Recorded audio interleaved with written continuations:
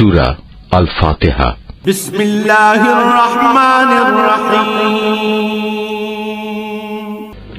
রহমান রহিম আল্লাহ তাআলার নামে শুরু করছি।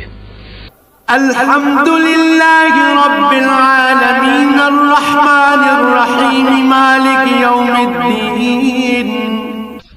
সমস্ত প্রশংসা আল্লাহ তাআলার জন্য। তিনি সৃষ্টিকুলের মালিক, তিনি পরম দয়ালু, অতি মেহেরবান, তিনি বিচার দিনের মালিক। ইয়াকা না'বুদু ওয়া ইয়াকা নাস্তাঈন। হে মালিক, আমরা তোমারই বন্দেগী করি এবং তোমারই সাহায্য চাই। ইহদিনাস সিরাতাল মুস্তাকিম সিরাতাল্লাযীনা আন'আমতা আলাইহিম গায়রিল মাগদুবি আলাইহিম ওয়ালাদ-দাল্লিন।